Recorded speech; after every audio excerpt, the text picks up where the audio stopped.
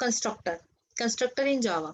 जैसे हमें पता है कि क्लासेस एंड ऑब्जेक्ट का कॉन्सेप्ट अगर आता है तो डेफिनेटली कंस्ट्रक्टर का भी नाम आता है। कंस्ट्रक्टर देखो हमारे पास जावा में कंस्ट्रक्टर दो ही तरीके के होते हैं, एक होता है डिफॉल्ट कंस्ट्रक्टर और एक होता है पैरामीटराइज्ड कंस्ट्रक्टर। अगर हम कंस्ट्रक्टर नहीं बनाते तो भी हमारा जेवीएम जो होता है हमें डिफॉल्ट कंस्ट्रक्टर बना के देता है, ठीक है। In Java a constructor is a block of code similar to the method. Simple है, इसका लॉजिक सेम है कि मेथड है ये, मेथड के जैसा ही इसका बॉडी होता है, बस इसके अंदर स्पेशलाइज क्या होता है कि जो क्लास का नाम होता है वही इसके मेथड का नाम होता है। जैसे हमने अभी गेट डेटा और पुट डेटा मेथड के नाम रखे हैं, उसमें कंस्ट्रक्टर अगर मुझे बनाना है तो मुझे जो स्टूडेंट या टेस्ट स्टूडेंट नाम की जो मैंने क्लास बनाई थी उसी के नाम का एक मेथड होना चाहिए था, वो हमारा कंस्ट्रक्टर हो जाता। It is called when an instance of the class is created. तो जब ये कब कॉल होगा, जब हमारा मेथड कॉल होगा। तो इसका मतलब ये हुआ कि जब हम एक क्लास डिक्लेयर करते हैं, क्लास डिक्लेयर करते हैं, जैसे हमने स्टूडेंट अभी डिक्लेयर करी थी, ये क्लास हमने बनाई थी, और जब हम इस क्लास का ऑब्जेक्ट बनाते हैं student s1 equals to new student, ये हम इसको कॉल करते हैं। तो इससे क्या हो रहा है, ये एक कंस्ट्रक्टर को कॉल कर रहा है, डिफॉल्ट कंस्ट्रक्टर को। हमने उसमें कंस्ट्रक्टर बनाया नहीं है लेकिन वो कॉल कर रहा है और उसको एक मेमोरी एलोकेट कर रहा है। It is a special type of method which is used to initialize the object। जैसे कि हमने गेट डेटा फंक्शन कॉल कराया, हमने उसके अंदर इनिशियलाइज कराई है वैल्यू। गेट डेटा का मतलब बेसिकली होना चाहिए था हमें यूजर से इनपुट कराना है, लेकिन हमने क्या किया, उसमें इनिशियलाइज कराया। अगर हम इनिशियलाइज नहीं कराते थे तो हमें जीरो और नल वैल्यू मिलती थी। अगर हम इनिशियलाइज कराते हैं तो हमने एक मेथड बनाया था, लेकिन ऐसा भी तो हो सकता है ना कि ऑटोमेटिकली कुछ वैल्यू इनिशियलाइज हो जाए। उस ऑटोमेटिकली इनिशियलाइज वैल्यू करने के लिए हमें कंस्ट्रक्टर का यूज करना होता है। तो every time an object is created using the new keyword, at least one constructor is called। One constructor कौन सा, जो अगर आपने कोई कंस्ट्रक्टर नहीं बनाया है प्रोग्राम में तो default constructor will be called.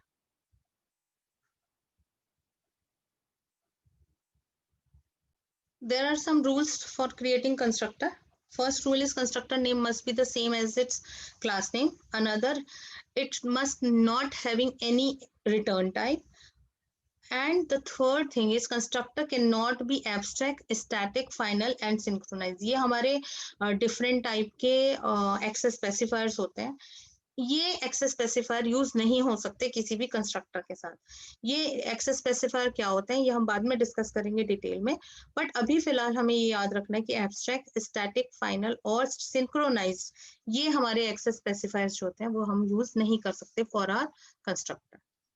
दो तरीके के कंस्ट्रक्टर होते हैं जावा में। डिफॉल्ट कंस्ट्रक्टर होता है जिसके अंदर कोई आर्ग्यूमेंट नहीं होता, और एक पैरामीटराइज कंस्ट्रक्टर होता है जिसके अंदर हम आर्ग्यूमेंट पास करा सकते हैं वैल्यू के लिए।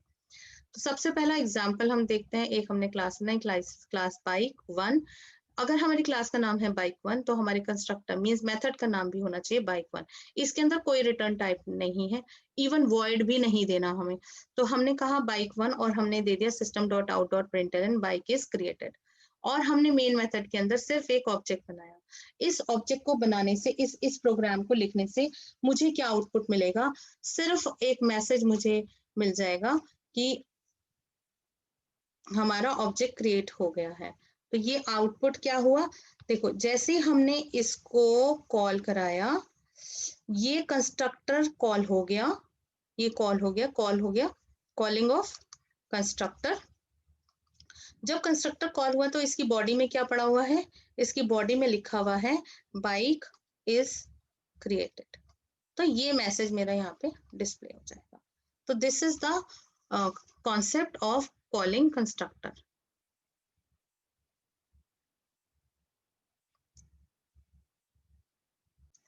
सो क्लास बाइक हमने बनाई, कंपाइलर ने उसको कंपाइल किया क्लास बाइक, और एक हमारा कंस्ट्रक्टर उसमें यूज हो गया, बाइक इज क्रिएटेड, ये हमारा आउटपुट आ गया। क्या रूल है, if there is no constructor in the class compiler automatically creates a default constructor. तो अभी तक तो हम कंस्ट्रक्टर बना नहीं रहे थे, तो इसका मतलब ये है कि कंस्ट्रक्टर कहीं ना कहीं से तो आ रहा था, वो कंस्ट्रक्टर हमारा आ रहा था हमारे कंपाइलर से।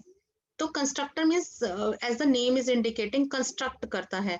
तो कंस्ट्रक्ट मतलब मेमोरी एलोकेशन इन जावा।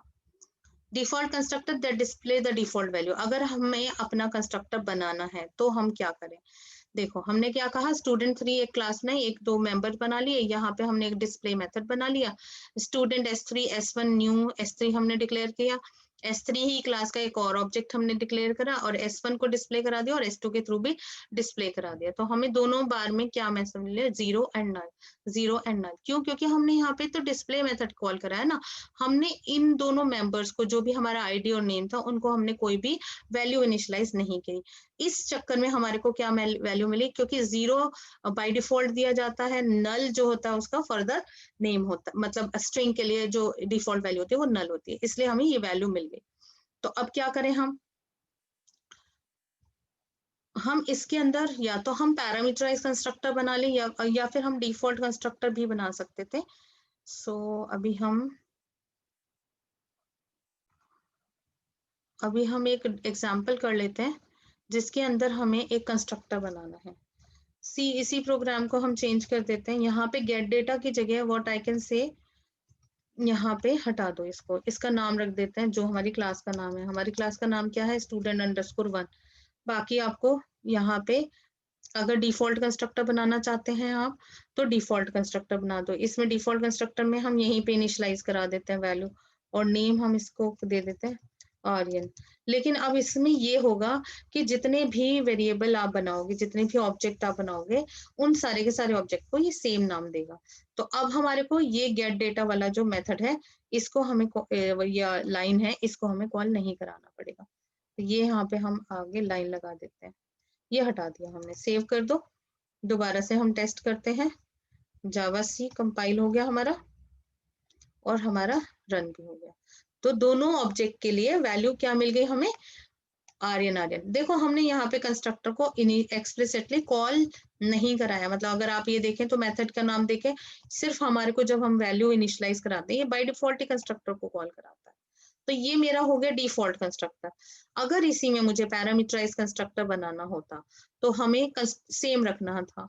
इसमें हम क्या कर देते, जैसे कि हमने उस गेट डेटा फंक्शन में करा था, इंटीजर r और स्ट्रिंग n। बस इसमें फर्क क्या होता कि इसमें जो आप ऑब्जेक्ट बनाते उसमें फर्क आ जाता है। कैसे हमें ऑब्जेक्ट बनाना होता है, यहाँ पे हम नेम n1 n कर लेते हैं, और हमें यहाँ पे जब हम ऑब्जेक्ट क्रिएट करेंगे तो अब हम यहाँ पे डिफरेंट वैल्यूज अपने डिफरेंट कंस्ट्रक्टर के लिए दे सकते हैं, ऑब्जेक्ट के लिए दे सकते हैं। जैसे S1 के लिए मैं दे देती हूँ 111 और S2 के लिए मैं दे देती हूँ अपना नाम। ठीक है, तो मैं ये इसको सेव कर देती हूँ, फिर दोबारा कंपाइल करके देखते हैं, फिर दोबारा रन करके देखते हैं। आ गया। पिछली बार क्या आया था, आर्यन, क्योंकि डिफॉल्ट कंस्ट्रक्टर बनाया था हमने। इस बार जब हमने ऑब्जेक्ट क्रिएट किया तो हमने ऑब्जेक्ट क्रिएट करते हुए पैरामीटर पास करा दिए, जो कि हमारे इस पैरामीटराइज्ड कंस्ट्रक्टर के अंदर चले गए हैं। तो आर पहली बार जब S1 के लिए ये वाला कंस्ट्रक्टर कॉल हुआ तो आर था हमारा 111 और एन था आर्यन। जब दूसरी बार ये कंस्ट्रक्टर कॉल होगा, जब दूसरी बार दूसरा ऑब्जेक्ट क्रिएट होगा, तो ये आर जो होगा 222 होगा और जो n होगा वो राखी हो जाएगा। तो ये हमारा, तो अभी हम इस प्रोग्राम से समझ लेते हैं। ये प्रोग्राम मैंने आपको रन करके दिखा दिया है। यहाँ पे क्या हो रहा है देखो, ये हमारा कंस्ट्रक्टर हो गया। कैसे पता चला कंस्ट्रक्टर है, जो हमारी क्लास का नाम है वही मेरे मेथड का नाम है, ये मुझे पता चल गया। ये मेरे पैरामीटर्स हैं जो मैं इसके अंदर रिसीव कर रही हूँ। अब हमें आगे समझना है हमारे को, जब हम इस स्टेटमेंट को कॉल कराते हैं, इस स्टेटमेंट के कॉल करने से, यानी कि student4 method is been called, यानी कि constructor is been called, constructor is been called, 111 will be saved into stored into I and current will be saved into n. Now id of s1 is a reference variable. It is having two members, id and name. In id it will receive 111 and in name it will receive current.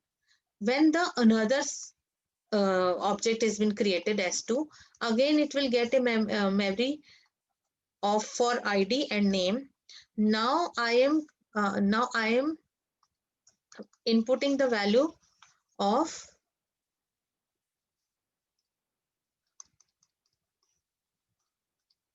222 to I and Aryan to n. So 222 will be saved here and Aryan will be saved here. Now this all of the both object has been created with some value. So now what we have to do, we come on to the display. Now display function is there, 111 and a one blank space, current will be printed. In another case, when the S2 call display method, then 222 and RN will also be displayed. So this will be our execution for